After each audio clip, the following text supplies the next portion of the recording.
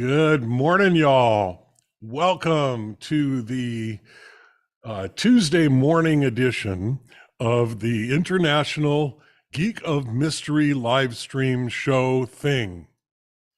I am Bearhart, aka Bill Wyman, and with us we have Kirsten Hilgendorf, the ever lovely and wonderful Kirsten, and Stop it. Stop, but actually keep going. Our KIC, Rikitty, KIC, that's Kitten in Charge, our producer and otherwise wonderful person.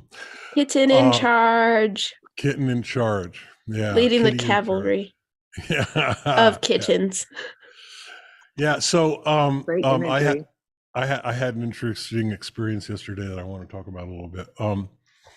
I posted on most of my social media that I had I was digging through my freezer and I found a pound of ground lamb, which I had forgotten that I had, and so I decided to make chili, and so I do my thing. I grill up some onions and some chopped carrots and a little bit of garlic, and I throw the meat in, and while it's cooking, I chop it up really fine, and some salt and pepper, and I had a can of tomato puree, which kind of works. There's a lot of different ways you can do the tomatoes. I would prefer chopped tomatoes and maybe a little bit of tomato paste to thicken it. But I had this tomato puree, and so I start pouring it in, and I'm like, I'll just throw the whole thing in, and oops! All of a sudden, it's like too much tomato. It's got that bitter tomato taste, and what do you do with bitter tomato taste? Well, the common solution in cooking with bitter tomato taste is to add a little sweetener. Yeah. Exactly. So I started putting honey in, and I went overboard with the honey. And so I'm spicing it up with some cayenne pepper and some red pepper and some cumin and a little bit of curry powder, which I like in my chili. It's coming out pretty good, but it's like overly sweet, and it's also not the right thickness so I threw in another pound. I had another pound of the ground lamb, and I threw that in there, and I simmer it for a few hours, and it's delicious, but it's like that overly sweet thing makes it kind of outside of the realm of proper chili. But I'm still enjoying eating it, and it's got a good kick to it, because I also overdid the cayenne pepper a little bit, so it's got a little kick to it as well. And so I'm here. I had a couple of bites here before, and I'm like wiping all the sweat off of my face before we. I've been accused of having boring Jewish taste buds. So I really cannot handle like too much spicy. I've tried to train myself over the years, because I always seem to end up with partners who are, from cultures that have very spicy palates. And so I try to, train myself to be able to handle it a little bit more. But when I go to one of my favorite lunch spots is Zen Curry here in Vegas, where I always ask for the not spicy. It's like they have levels 1 through. I ask for level 0, and it's still like makes me sweat. It's still like enough spicy to make me sweat. Yeah, see, that is not where I thought you were going when you were talking about chili. I thought we were going to have to fight about beans. Oh God, no. Beans do not belong in chili. So here's the thing. with chili, you know, the starch, which could be beans, it could be rice, it could be spaghetti noodles. I mean, there's a lot of ways to do the starch that goes with the chili, but you always do it after. You make the chili, and then if you want to put it on top of something, you can do that. Some people like beans, and you know, I don't criticize them for that, but you don't like pre-decide that by putting the damn beans in the chili.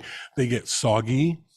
And for some of us don't digest beans properly. and it's the magical fruit. It is the magical fruit. And it's the musical fruit. The more you eat, the more you toot. Nice. So so I will later today, I'll make up like a little bit of pasta and throw it on top of that. I really like it that way. And I know, you know, some people say, what, chili on pasta, chili on rice? I mean, you know, yeah, but you know, everybody's got their own thing with the chili. Please, comments. We have comments apparently. Yes. So both Amy and Gary missed yesterday's show. Yeah, we noticed we missed them. Yep. We said, so Gary says, hello, I missed yesterday morning. Did you do the What Happened to Pearl show? Amy says, hello, I missed yesterday too. We're here today. And no, we're doing our Pearl show tonight. We are doing our Pearl show this evening because y'all made it just in time. For one more week, we're on our off schedule, and then we'll decide. We may decide to keep this schedule if it works out. But for one more, for this week anyway, we're on Tuesday and Thursday instead of Monday, Wednesday, Friday.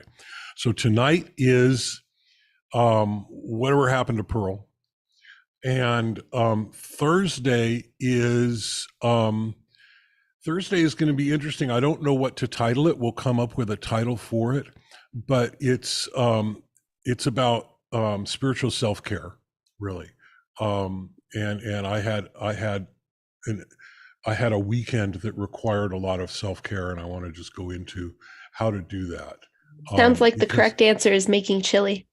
Yeah. Or is that the incorrect answer? Well, I don't know. Apparently, I was not emotionally prepared to make chili yesterday. Oh my gosh. There was, you know, my pouring and shaking, and it wasn't going well, but it came out okay, and I'm enjoying my chili, and I have a massive amount of it. It's going to last me like weeks. It reminds me of that video that went viral where she's like 2 shots of vodka and then she like pours the whole yeah, it's that kind was of a Bear thing. With his tomato, but it's with the damn tomato puree, and no. We have more, Kitty. Yes. So Amy says, nice, that's awesome. The Pearl show should be good. Yeah, that's the plan anyway. You know, that's always the plan. And yeah, I need to briefly look at my phone because I had something set aside that I wanted to talk about, and I don't know if that actually fits here. So in the meantime, I'll tell Kirsten my really weird dream. Yeah, please. I had a really weird dream last night. And in my dream, I had to get a hold of you, Kirsten. I was like, oh my gosh, it's an emergency. I have to call Kirsten. I'm going to be late. I'm going to be late for the morning live show. I have to call Kirsten. And for whatever reason, my work phone would not work. And so I had to have I was like, oh my gosh, I have her numbers memorized. Like I have to have her number memorized. Right. And so I was like really thinking about it in my dream. And in my dream, I recited like your phone number. And then when I woke up, I went and I looked and I checked and I was like, oh my gosh, that's actually it. I was right. You probably entered it so many times, you know, just like in passing. Yeah. Yeah, that's probably what it was. So there's a thing that happens in dreams. And if you're alert to it, it's actually an opening toward lucid dreaming. Right. Yeah. I tend to try to do that all the time. So the thing that happens is, I mean, this is one of them. There's several of them that happen, but one of the most common ones is the inability to complete a simple task. And no matter what you try, it doesn't work. And then the next thing doesn't work and the next thing doesn't work. And if you're alert to that, and you know, this, it can take years of paying attention and I don't know, you can call it training, really, of the awareness of becoming alert to these things. Then you can find your own personal trigger to wake up in the dream. And that doesn't mean to wake up and open your eyes. It means to wake up and say, oh, I am a person dreaming, as opposed to I'm living in this weird world where nothing works like normal, right? Which is how you are in your dream. But if you can trigger that consciousness that says, I am I am dreaming and I am in charge, then you can do virtually anything. Yep. And one of my favorite things to do is to fly. Oh, me too. I I'm always in my look down at my dream. hands. That's the trigger for me. If I look down at Yeah. my hands, I'm like, that's funky. That's not Yeah. right. That's what is Yeah. normally the trigger for me. I'm like, okay, I'm dreaming. I'm gonna go fly over the Grand Canyon again. There you go. Or you could fly over to Texas and and let Kirsten know that you're going to be late for the live stream. Exactly. We could hang out in our dreams. Yeah. In your Yeah. I used to dreams. have a friend that we would hang out in our dreams together, and then we would compare notes the next day and see how much they overlapped. And Did they overlap? often. But unfortunately, crazy. he passed about 10 years ago. But yeah. Did you ever see him in your dreams after that? Like, did he ever come to you in a dream? I have experienced him in my dreams since then, but I don't attribute that to crossing, the afterlife barrier thing. I try not to. It's like, why would I check with him the next day? Because I wanted real validation, and being able to communicate with somebody across the barrier of between worlds, whatever that is, that's not something that I can validate, and I don't really want to. I don't want to delude myself, and so I just leave that be. Okay, that was an experience, and it was nice to see him again, right? Gotcha. Yeah. Yeah. Sweet. So so the other thing I wanted to talk about is this, and this can go just really briefly. Apparently, there's a movement. There's a movement to harness the energy of the oceans. And there's many, towards, renewable energy for the world. And the oceans have a lot of energy. They have thermal energy. They have kinetic energy in the form of waves. There's a lot of wind in the oceans, and it's a huge untapped energy source. One of the main problems with alternate energy sources, but really any energy source, anytime we're generating so much energy that it could power a city, it's incredibly dangerous, whatever it is. We think of hydropower as being safe. Well, not really, because entire towns and hundreds of thousands of people have been wiped out by broken dams, right? It's just a lot of energy. Anything we do that generates that much energy is going to be dangerous in some way, because massive amounts of energy are just dangerous inherently. So if we can move that danger off the shore, away from humans, right, that would be pretty cool. Also, the amount of energy available, renewable energy available in the oceans, is massive. It is absolutely massive. We could easily, power large portions of our world with that energy without really making a dent. So, I was just noticing this today, that there's an article in CNET. It's entitled, clickbaitily, "Could this be the final frontier for renewable energy?" But it's worth reading, in spite of the clickbait title. All right, we have another comment. Yes, we do.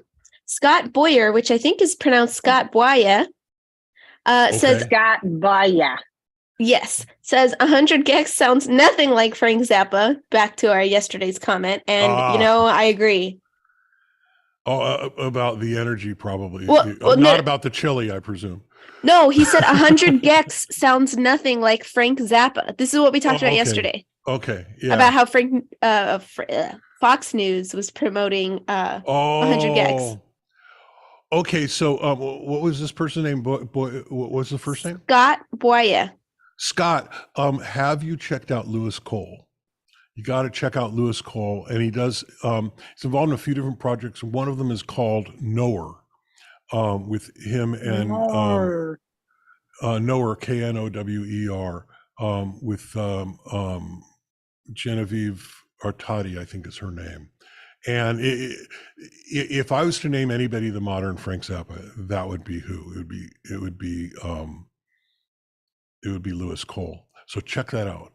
That is a rabbit hole worth diving down. He says, Lewis Cole, roger that. We also have some comments from Gary Bennett on YouTube, who says the UK has about 10 GW, which I think is gigawatts.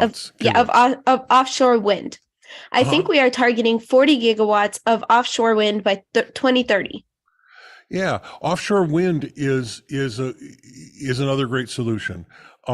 The problem with wind power is the danger that it poses to our bird friends, and that is a real danger. I know that people make fun of that, but that is a real danger. The other ways of generating power from the ocean, harnessing, like, for example, there's devices that will that will sit near the surface and take the energy of the waves and use it to compress air and turn a turbine and generate electricity that way. And there's other technologies that will take the thermal differences between layers of water and use that to generate electricity. I mean, there's a lot of different technologies that do not stick a fan up in the air where it can catch birds. And I'm not opposed to wind energy, but I think we need to have better mitigation to protect the avian life. Yeah. So on YouTube, Info-Entertainment says, hi, good to see you again. Oh, good to see you again too. This is wonderful. We're going to need to have a little bit of we're starting to get a lot more comments and a lot more traffic, and I love that. We just need to find, I think, a more efficient way to deal with this. But for now, we'll do it this way, and that's lovely. And I think in the future, I don't know. There's got to be a way for each of us to have access maybe to the Restream. Or I could always put the comments in the chat, in our Zoom chat too. That's another option. That would be another way. Can you copy and paste, or would you have to sit there and type? Let's find out. We have another comment right now from Scott again. So let's see. I'm going to open my chat. Okay, so this is, but it doesn't say who it's from. I didn't copy that. I could do that. Hold on. So did you see the quote from Elon Musk saying the entire country could be powered by us? Okay. I think Elon Musk is more than high. I think he is delusional. He claims to be an engineer and he's not. Please see my podcast about Elon Musk. And he crossed the line. I'm gonna do a little video, hopefully in the next 24 hours, that I'll post on my Facebook page, because I don't like to post this stuff all over the place, but I'll post it on my Facebook page about recent comments from Elon Musk that are blatantly anti-Semitic. And so, as my father would say, it's a very Jewish thing to say. As my father would say, he's dead to me. I will never buy anything again from that man, and that's just a moral stance that I have to take. There's certain things that are off the table entirely, and the things that he has said about a Holocaust survivor are just over the edge for me. I can't take that. Anyway, next comment.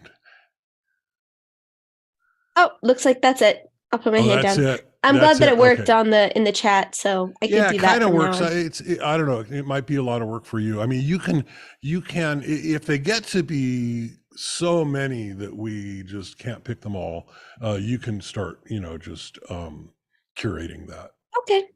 Yeah. But Scott Boyer. So did you is that how his name is spelled, or did you phoneticize that for me?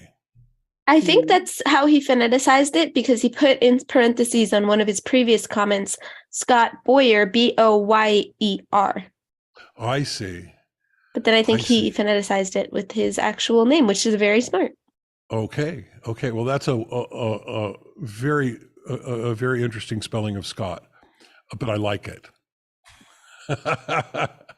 It definitely sounds very northern, like that New England area that I was talking Almost about last Scandinavian.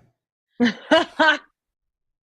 He said it's because he's fun. All right. So can anybody read my shirt today? Can anybody tell me what this says? Are you talking to us? No, because you guys know. Okay. I was gonna say, I feel like. Oh, he says it's because I'm fun. I love it. Yes, Scott, you are fun. And fun is our favorite thing around here. So does anybody read music? Because I love my geeky t-shirts, but I want people to be able to get it, but sometimes they're just a little bit too obscure. So nobody's responding. So this is F flat, and F flat is also E. And so it says E equals MC squared. And this is one of my shirts. At some point, I'm going to, oh yeah, he put it right there. So Scott got it. Appreciate that. At some point, I'm going to figure out how to make these shirts available, and we'll put them on our website or something, so that when I create a shirt, because I've been starting to create shirts. I've got this one. I got one other. I've got two others. I have another one that has music that says and it says the only winner of the War of 1812 was Tchaikovsky. Amen to that. A little bit obscure, but I think most of my shirts are going to end up being somewhat obscure. All right. We actually have another meeting after this, and we are running out of tiempo here. And we appreciate you. Thank you for joining us. This is always a lot of fun, and it's getting to be more and more fun as we get more people joining in. And so that's great. We love you, and we'll see you at 1800 this evening, Las Vegas time, Pacific time, here from fabulous Las Vegas, Nevada, for our discussion about whatever did happen to Pearl. I think that's a worthwhile discussion because I'm a big fan of Perl as a language. And until then, we got more things going on here. That didn't work as well as I thought it would. Yeah, it really didn't. You have many icons and things. Okay, people are trying to link to. No one's linking to anything. That was my bad. Just look at the text post one. I'll resend it. Hold on. Okay, there's also a looks like an emoji of some sort. That's Amy's profile photo. Oh, that's Amy. Oh, hi, Amy. That's brilliant. Oh, I see. Oh, it's just Gary and everybody saying, oh, is that a red special? No, that is not a red special. That is and you can tell because the horns are asymmetrical. If you're talking about the one that I think you're talking about, that's a PRS Custom 24 10 top.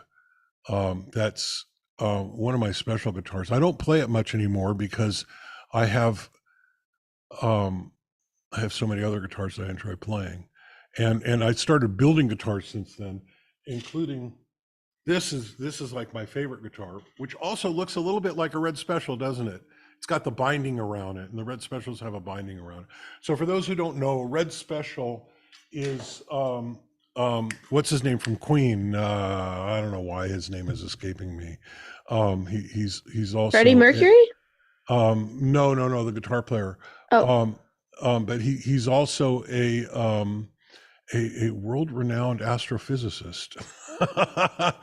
The guitar player from Queen, and he built his own guitar when he was a kid with his father's help, and called it the Red Special. And he's made a few of them since then, and other people have made a few of them since then.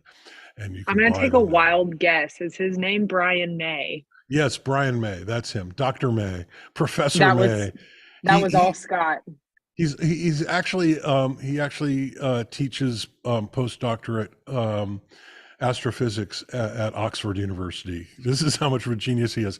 He was in the middle of his PhD dissertation when Queen got popular, and when he was young, and so he set that aside, did his life as a rock star, and then went back, finished his PhD, and started teaching at Oxford.